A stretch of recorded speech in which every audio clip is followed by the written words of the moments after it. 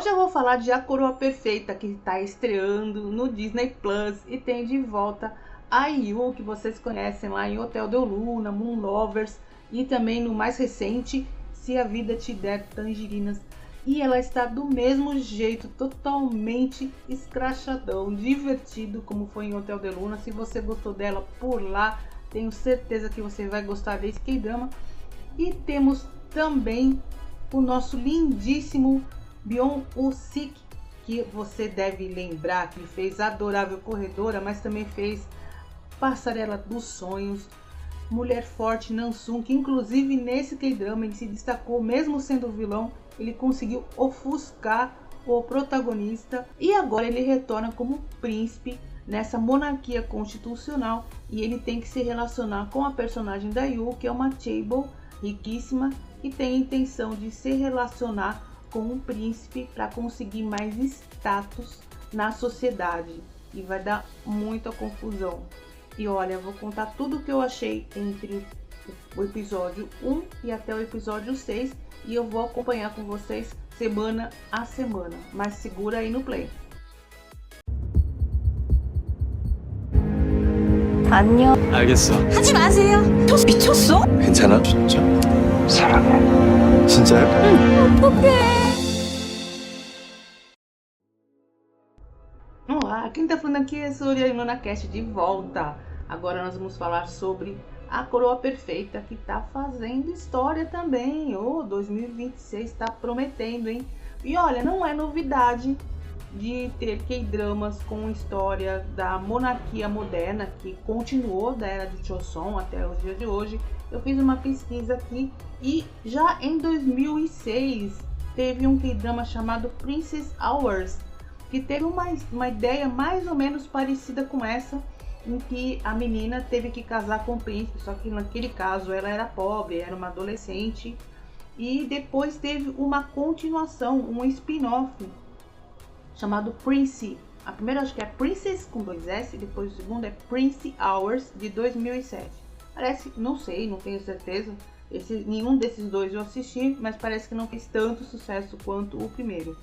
Depois teve o The Last Empress, de 2018 e 2019, que também, né, teve a monarquia moderna, e o famoso Rei Eterno, de 2020. Eu acho que esse daí, pelo menos, é mais acessível para a maioria das pessoas, que conta a história de um rei que vive até hoje em uma monarquia, em um mundo paralelo, e que tem toda aquela aventura de fantástica que vocês, espero que vocês tenham gostado também.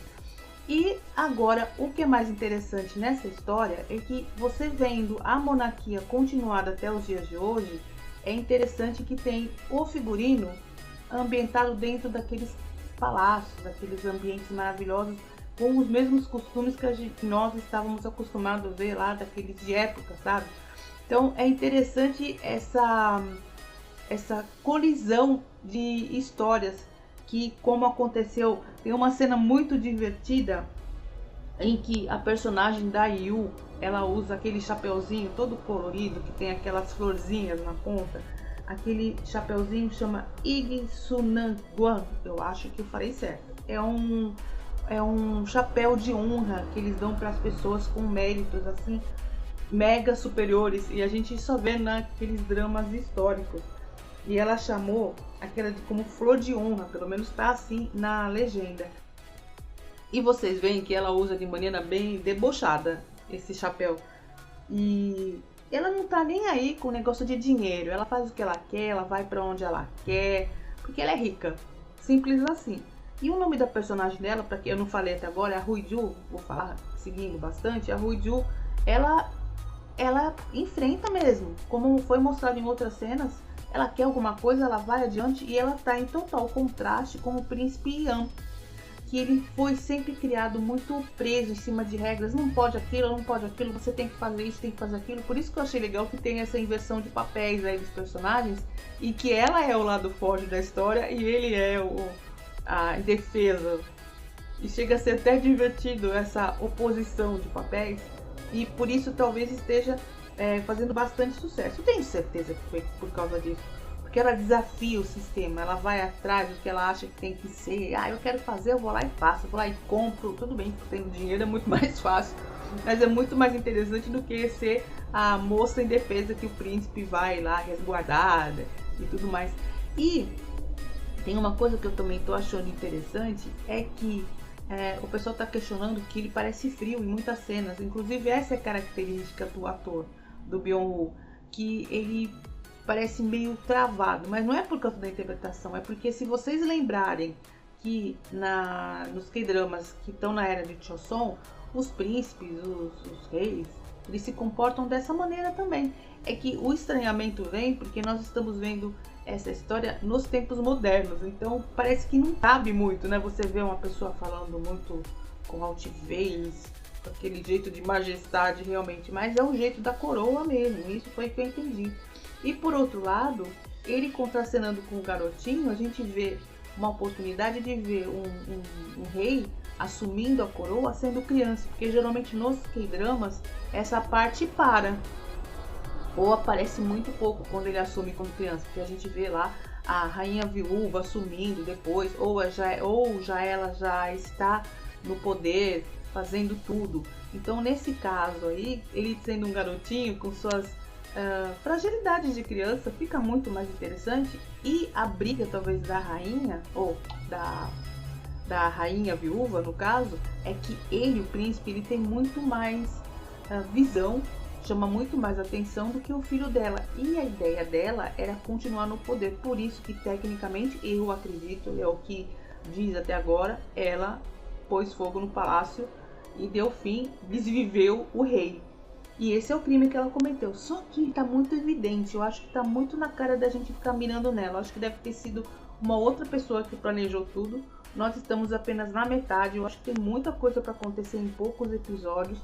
E a gente já sabe por experiência que a série, quando fica muito divertida no começo, quando rola beijo no começo, significa que vai acontecer alguma coisa muito séria daqui pra frente. E o garotinho, claro, né, a nossa majestade, é o principal elo de ligação entre ele e a monarquia, porque ele provavelmente teria que assumir o posto como rei lá, que era o testamento, que inclusive o testamento do rei é engraçado porque é feito no papel. Gente, será que não tem um jeito de fazer isso de maneira mais moderna no computador, né? No cartório? Teve que ser no papelzinho. Mas isso daí, não digo que foi uma falha, mas foi interessante, né? Que a tradição ainda continuou mesmo nos dias de hoje com papel fininho lá, papel feito de arroz, eu não sei como é que é feito o papel. E a rainha, com certeza, é apaixonada pelo príncipe. Gente, cada vez que ela olha pra ele, sabe, fez um machucadinho na bochecha, a mulher já tava desesperada ali. E a hora que ela vê ele com a Ruju, ela fica, nossa, ela fica pé da vida e ela fica assim contendo. Só que essa atriz, ela tem os olhos grandes assim, com uma cor mais clara, nossa, fica mais evidente ainda. E claro, né, que ele também sofre desses pesadelos. Então você vê que ele é a pessoa, sabe, mais frágil da história. E as coisas vão andando de maneira muito natural. Por exemplo, eu ri, esse K-drama me fez rir em dois momentos. O primeiro dele foi na hora que ela entrou, a rainha entrou e viu ele sem, nossa, sem camisa, gente, né? Convenhamos, né? Não posso falar isso, mas eu vou falar isso. Na hora que ela desmaiou, gente, que ele, ai, desmaia aí, né? Eu dei uma gargalhada tão gostosa na hora que ela fingiu desmaio.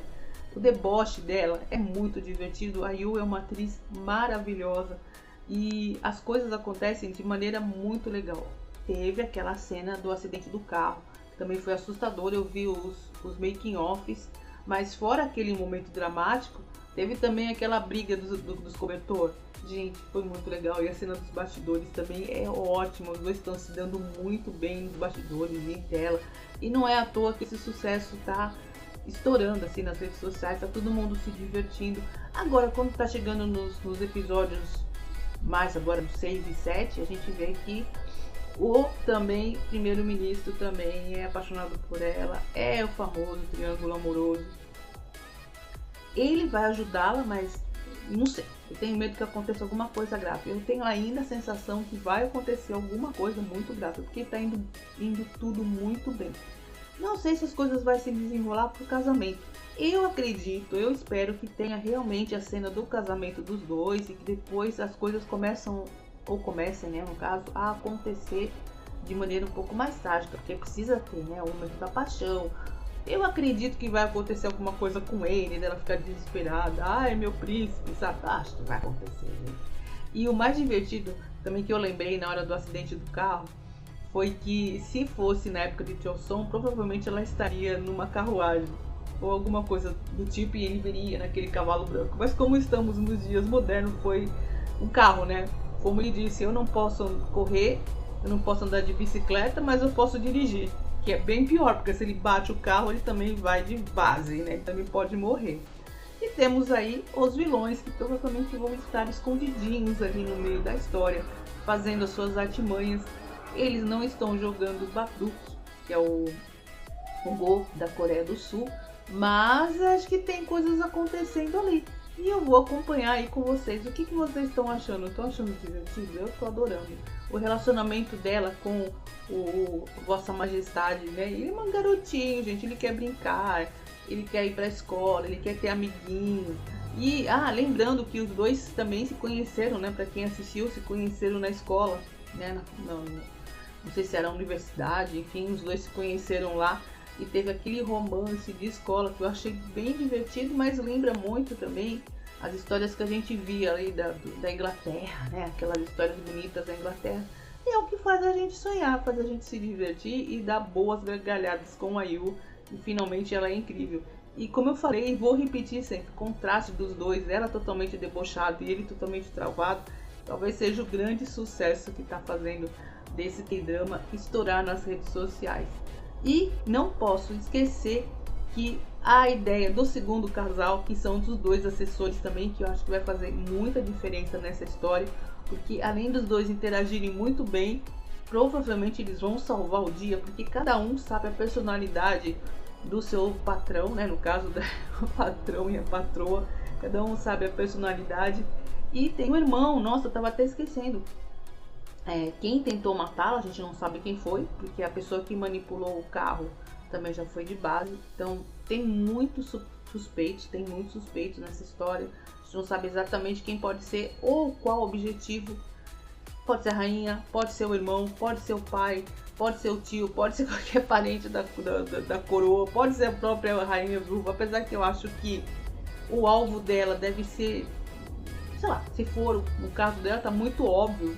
Talvez para poder encurtar mais a história, para não ficar tão complexa.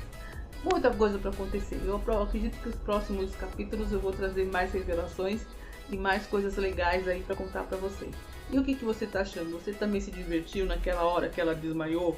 Ou talvez naquela hora que ela fez a briga de colchões lá de lençol? Eu me diverti demais. E tem a governanta. Com certeza vai ter alguns momentos bem divertidos com a criadagem também, que vão fazer alguma coisa para que ajude ela em alguma situação mais legal. Gente, tá sensacional. Então é isso, quem tá falando aqui é Surya, esse é o NunaCast, a gente se vê no próximo episódio. Tchau!